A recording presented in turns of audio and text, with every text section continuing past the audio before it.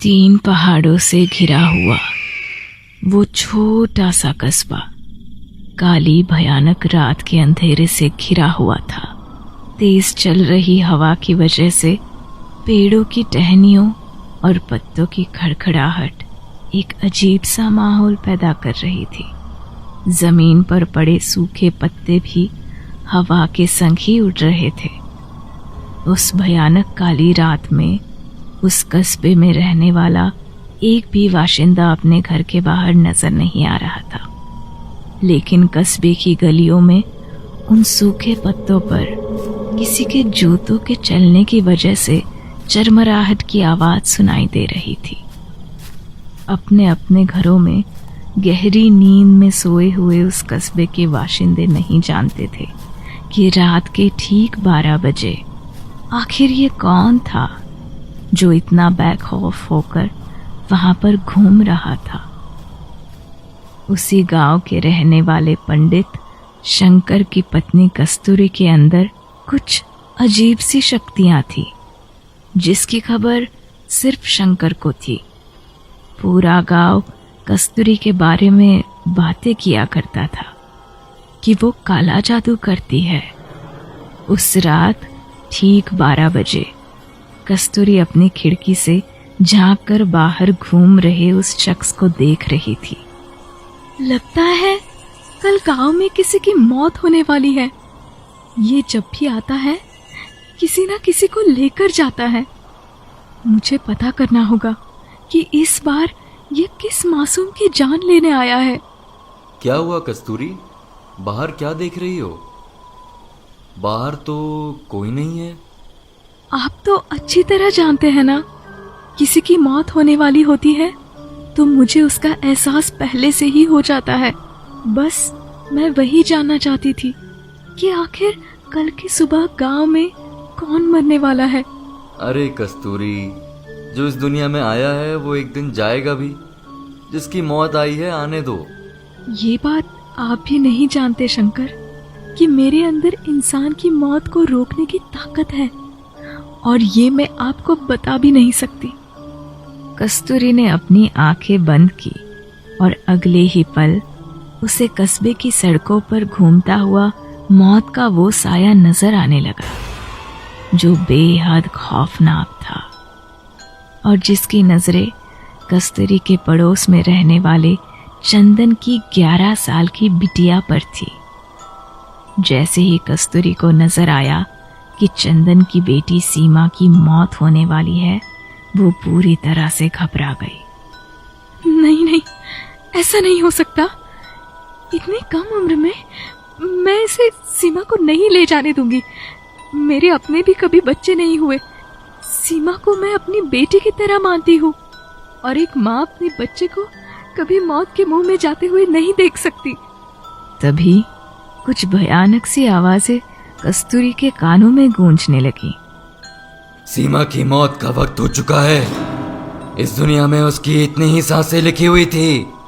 अगर तुमने मुझे रोकने की कोशिश की तो अच्छा नहीं होगा।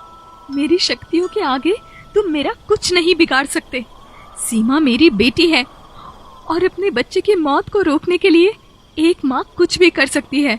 कस्तूरी पूरी रात बैठकर सीमा की मौत को रोकने के लिए आग जलाकर पूजा करती रही। धीरे धीरे रात का काला साया छटा और सुबह का पहला सूरज निकल आया।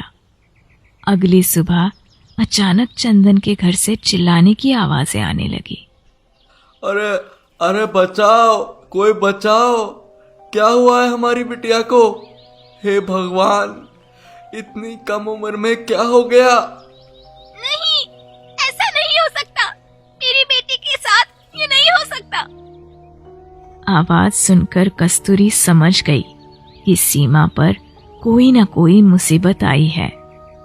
अगले ही पल वो अपने घर से निकलकर दौड़ती हुई चंदन के घर पहुंची। क्या हुआ? क्या हुआ सीमा को? देखो ना कस्तूरी, कब से जगाने की कोशिश कर रही हूँ पर आंखें ही नहीं खोल रही। नहीं, उसे कुछ नहीं हो सकता। वो ऐसे मर नहीं सकती। मेरी बेटी के लिए मरने की बात तुमने बोली कैसे? अरे बेहोश हो गई होगी। तुम तो सीधा उसकी मौत पर उतर आई। मेरा कहने का वो मतलब नहीं था। बात को समझने की कोशिश करो। मैं सीमा को कुछ नहीं होने दूंगी। मुझे तो लगता है इसके ही काले जादू का असर है। काला जादू करने वाली डायन है ये। इसने हमारी बच्ची पर कुछ किया होगा।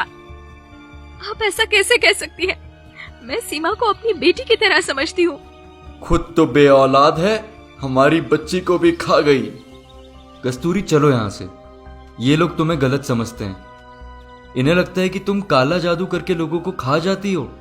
तुम्हारा यहाँ रुकने का कोई मतलब नहीं। लेकिन मैं सीमा को ठीक कर सकती हूँ। वो इतनी जल्दी मर नहीं सकती। उसकी जिंदगी लिखी हुई है। फिर से हमारी बेटी के मरने की बात कही तो अच्छा नहीं होगा। चली जाओ यहाँ से। चंदन और उसकी पत्नी कस्तूरी को अपने घर में नहीं रुकने देते।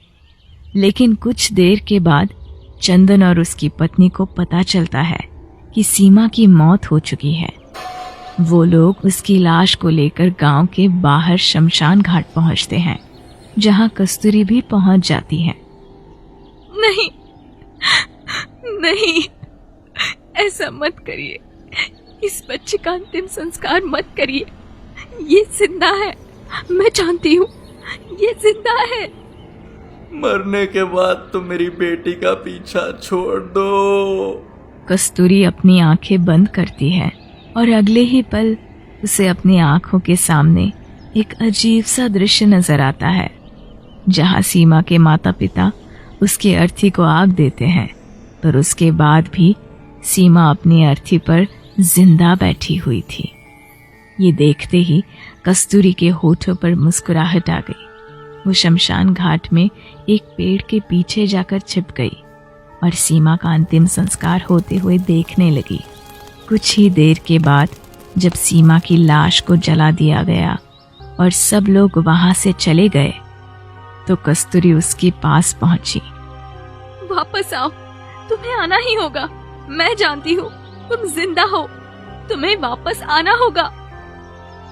देखते ही देखते सीमा का मृत शरीर वहां पर नजर आने लगा। लेकिन कस्तूरी ये बात नहीं जानती थी कि चंदन अपने परिवार के लोगों के साथ वही शमशान घाट में छुपकर कस्तूरी की हरकतों को देख रहा था। वो सब लोगों के साथ वहां पर आ गया। मैंने कहा था ना, ये औरत डायन है, डायन। देखा, मेरी बेटी की अर्थी को भी नहीं छोड़ रही, यहाँ पर काला जादू कर रही है। सामने देखो, तुम्हारी बेटी जिंदा है। वो वहाँ सामने। पागल हो गई हो क्या? अपने हाथों से उसके शरीर को जलाया है हमने। अरे हमें इस औरत को अपने गांव से बाहर निकालना होगा, यही इसकी सजा है। नहीं नहीं, ये डायन है, दूसरे गांव में जाकर भी यही सब काम करेगी। हमें इसे जिंदा जला देना चाहिए। शंकर के पास जब ये खबर पहुंचती है तो वो दौड़ते हुए शमशान घाट आता है। क्या करना चाहते हैं आप लोग? क्या बिगाड़ा है मेरी पत्नी ने? गांव के लोग शंकर को रस्सियों से बांध देते हैं और देखते ही देखते कस्तूरी को वहीं जिंदा जला देते हैं। कस्तूरी की चीखें पूरे गांव में गूंज रही थी, लेकिन कोई उसकी मदद को आगे नहीं आया। उस दिन के बाद अब गांव में हर रात एक औरत की चीखने की आवाजें सुनाई देने लगी। पूरा गांव जानता था कि ये चीखें किसी और की नहीं बल्कि खुद कस्तूरी की ही थी। फिर एक काली अमावस की रात आई। पूरा गांव अंधेरे के आगोश में घिरा हुआ था।